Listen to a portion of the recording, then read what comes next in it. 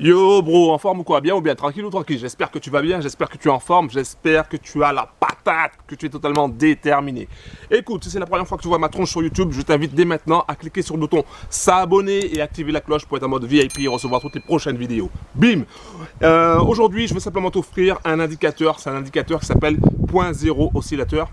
Oscillator en anglais, je ne sais pas si je prononce bien, mais peu importe. Donc pour obtenir cet indicateur qui est un cadeau pour toi, tu vas directement dans la description en bas de la vidéo. Sache qu'une chose, c'est que normalement cet indicateur, il n'est pas gratuit, il est payant. Mais pour toi aujourd'hui, ben, il est gratuit. Donc tu vas dans la description en bas de la vidéo pour obtenir cet indicateur dès maintenant. Ensuite, pense aussi à mettre un like. J'avais oublié. Pense aussi à mettre un like, s'il te plaît. Donne-moi la force. Un gros big up.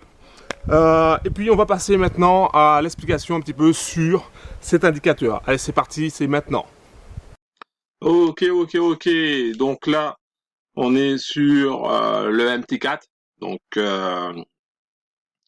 si tu ne sais pas ce que c'est un MT4, je t'invite à rechercher sur ma chaîne.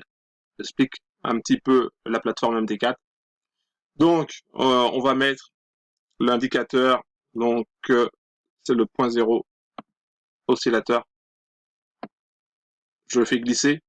Donc, normalement, tu l'as installé. Donc, pour l'installer, je rappelle qu'il faut aller dans Fichier. Ensuite, une fois que tu as fait Fichier, c'est ouvrir le dossier des données. Et ensuite, il y a MQL4. Et ensuite, tu mets dans Indicator ou Indicateur. Voilà, tu fais un copier-coller dans Indicateur.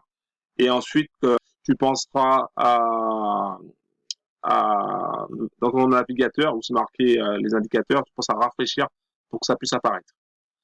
Donc, donc l'indicateur point zéro oscillateur est normalement un indicateur qui est payant.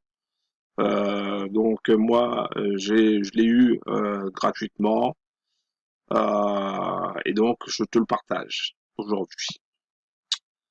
Donc tu vois que les paramètres d'entrée, c'est pas grand chose. Hein. Donc là, tu vois, c'est marqué true et là, c'est marqué 20 OS période. En couleur, tu as deux couleurs, le bleu et le red. Donc le blue et le red. Donc ça, c'est pour la hausse, ça, c'est pour la baisse. Ensuite, c'est marqué les niveaux. Tu peux rajouter des niveaux si tu veux. Ensuite, tu fais OK. Voilà. Donc, une fois que tu as fait OK, tu vois que ton indicateur, il est là. Hein. Donc, point zéro oscillateur en période 20. Donc, après, tu vois que c'est la chose que tu peux modifier, en fait, c'est la période. Euh, c'est intéressant parce que tu vois, dès le départ, tu as des barres rouges qui indiquent une baisse et des barres bleues qui indiquent une hausse. Hein. Si tu prends, par exemple, tu décides à chaque fois qu'il y a un premier point, enfin une première barre, changement de barre ici, tu peux dire OK, donc ça peut être intéressant. Tu peux prendre position sur la cassure, donc ici, la cassure, elle est là, et aller sortir peut-être au moment où j'ai un changement, soit sortir là, ou plus ça se rapproche de la ligne 0, plus il y a de chances qu'il faut sortir. Ensuite, tu vois que cette technique-là n'est pas forcément à prendre directement comme ça. Pourquoi? Parce que tu vois, tu as des faux signaux ici, comme ici, là. Donc, si tu avais pris une position là, là, ça aurait été un faux signal. Euh, ici, là, on voit qu'il y a un signal aussi ici, pour une baisse. Donc après, c'est un indicateur qui, pour moi, devra être complémentaire. Hein. Tu dois l'utiliser avec un autre indicateur pour, euh, pour pouvoir trouver les meilleures entrées possibles. Hein, parce que ici, tu vois, tu as toute une succession, là c'est un faux signal ici. Donc il faut le filtrer, il faudra le filtrer avec d'autres indicateurs, hein, afin d'être dans d'avoir un meilleur taux de réussite.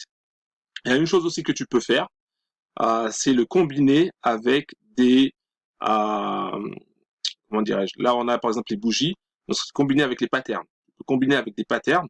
Donc si tu vois par exemple un pattern de retournement et que tu es avec une barre rouge, par exemple, donc là ça peut être intéressant. Si tu as un retournement à la vente et que tu as une barre rouge, ça peut être intéressant. Ok, donc il y a ça, faudra regarder ça. Donc, je t'invite à aller tout simplement, si tu veux cet indicateur, pour dire oscillateur, à aller dans la description en bas de la vidéo pour pouvoir obtenir cet indicateur qui peut être très utile, bien sûr, si on le combine avec d'autres indicateurs. Souvent, les oscillateurs, de toute manière, nécessitent d'autres indicateurs pour confirmer, justement. Ok, ok, merci d'avoir regardé cette vidéo. Pense à mettre un like hein, si tu as aimé cette vidéo, cette explication par rapport à cet indicateur. Si tu veux avancer dans le domaine du trading, sur le marché du Forex, si t'en as marre tout simplement de galérer, que tu as perdu de l'argent, que malgré tes efforts, tu n'as pas réussi à trouver une stratégie fiable qui fonctionne pour toi, je t'invite à aller dans la description et à cliquer aussi sur le lien.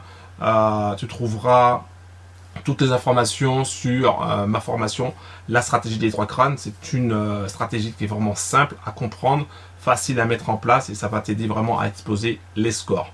Donc voilà, donc pense aussi à mettre un like s'il te plaît. Pense à cliquer sur le bouton s'abonner, activer la cloche et on se retrouve pour une prochaine vidéo. Bye bye, ciao.